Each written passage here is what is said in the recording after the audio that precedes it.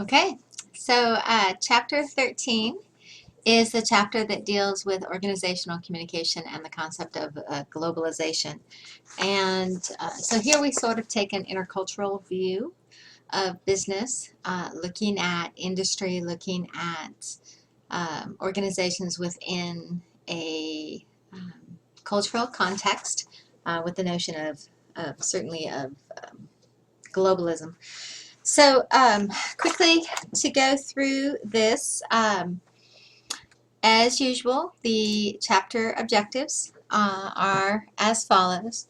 The difficulties of the definition of globalism and certainly different dimensions, role of communication, some of the models and relationships. So first, by looking at some of the definitions, it's important to understand that globalism is a process. It's not this thing. It's not, I can't hand you a jar of globalism. It's something that you go through. And this is one of the definitions. There are numerous definitions of globalism, some positive and some negative.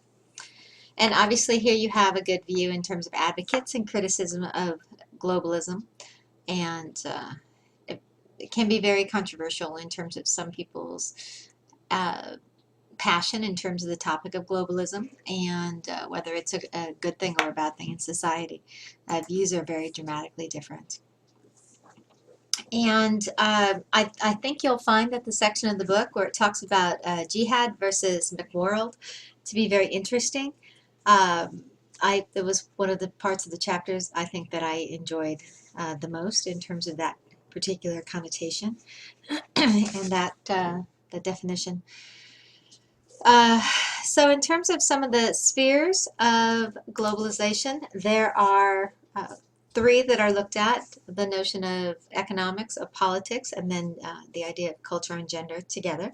So first, in the looking at this notion of economics, it's important to understand that globalism and capitalism go together hand in hand, and sort of the nature, economics are the nature of capitalism in terms of expanding of the markets and so on and so forth. So globalism and capitalism tend to go together. These things, Keynesian and neoliberalism, are all defined in your textbook, and you might want to read those definitions a couple of times to make sure that you're clear on them. And it has obviously a tremendous amount to do with capitalist economics. Okay?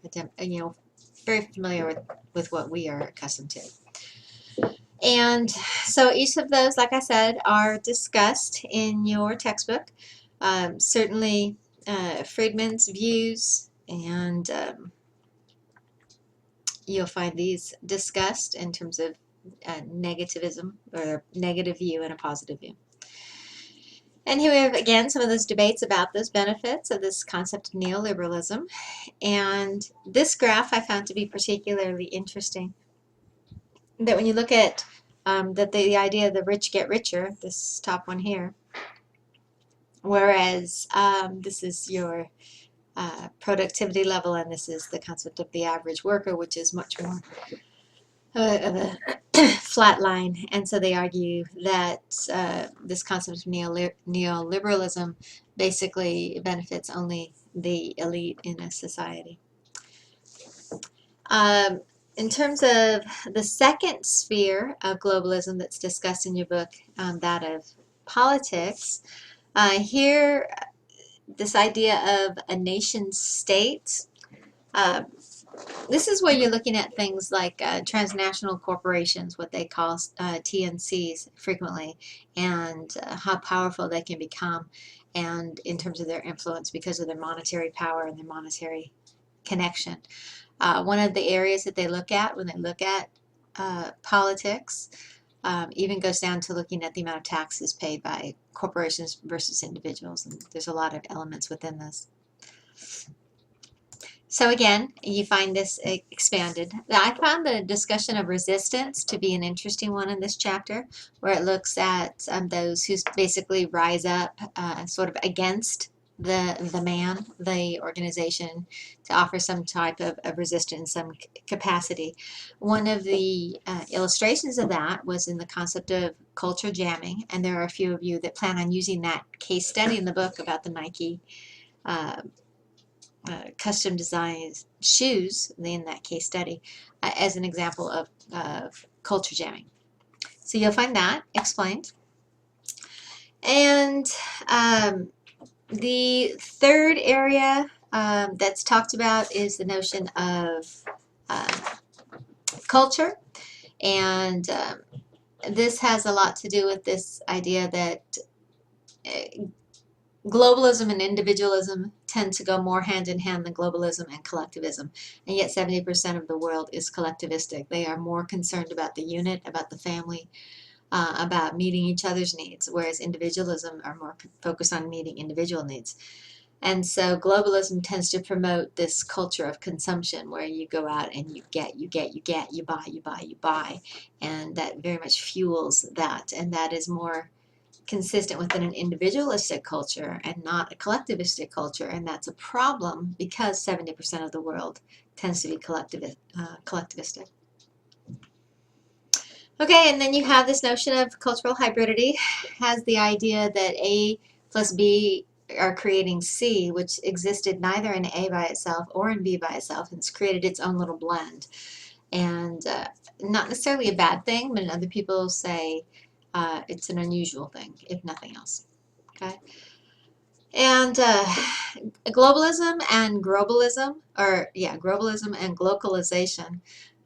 Interesting spins on words in terms of the hybrid culture, in terms of one culture taking over another to the point that someone might lose their sense of identity.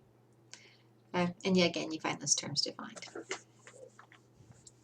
The fourth sphere, I'd said 3 spheres before, I meant 4. The fourth one is gender, looking specifically at gender.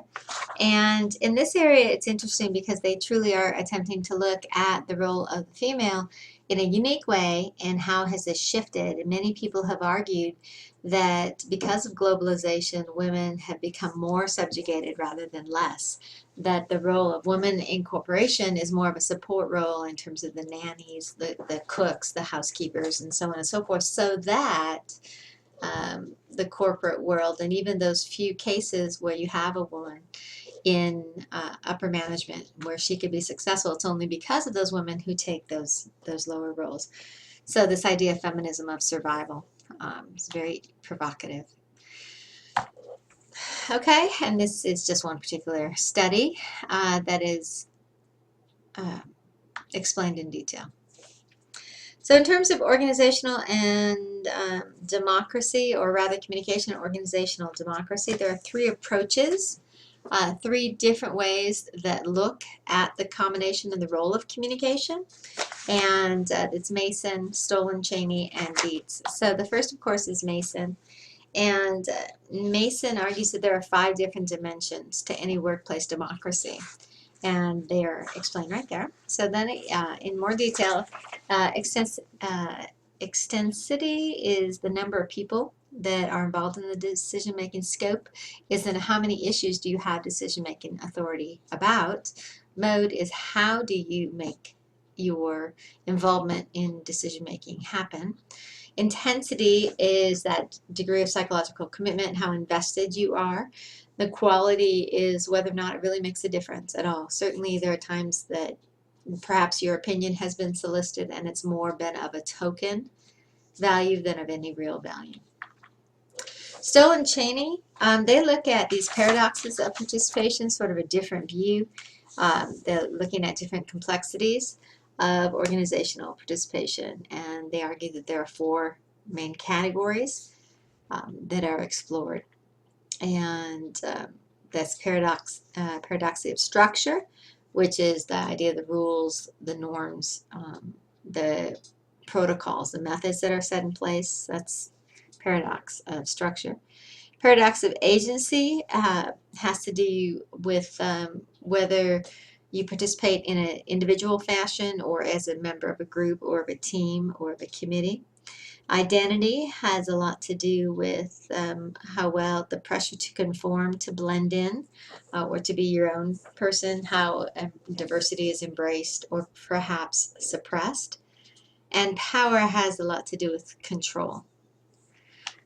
Okay, so again, you find these explained in your textbook. Dietz, a stakeholder model of organizational democracy, looks at how we see things, how we frame, how our perception works within an organization, and how communication affects the way that we perceive.